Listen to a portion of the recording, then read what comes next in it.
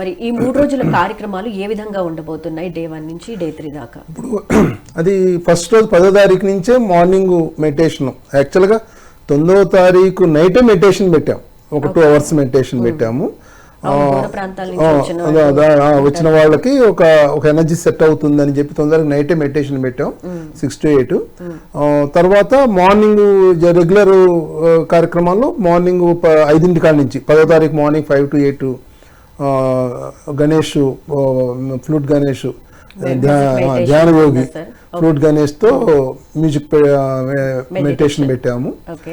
తర్వాత ఇక మళ్ళీ గురువులతో సత్సంగం, మరి సీనియర్ మాస్టర్ల యొక్క సబ్జెక్టు, మరి లోకల్ ప్రాజెక్ట్స్ ని ఎలివేట్ చేయడం, ఇంకా దాని గురించి చెప్పడం.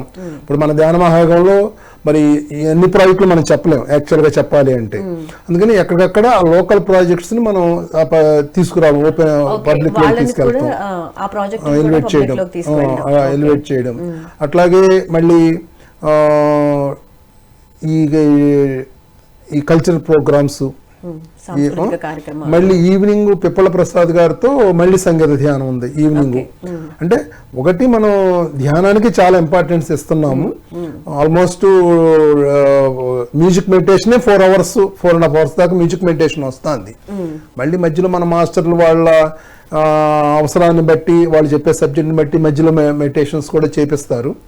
తర్వాత అటు కల్చర్ ప్రోగ్రామ్స్ ఉంటాయి అక్కడ చక్కగా, అటు ప్రాజెక్ట్స్ ఎలివేట్ చేస్తాము, అటు అంటే ధ్యానము, జ్ఞానము, ఆనందం, ఈ 3 మనకి అక్కడ జరుగుతాయి అన్నమాట. ఈ 3 కలయికే పిఎంసి ధ్యాన మహాయజ్ఞం.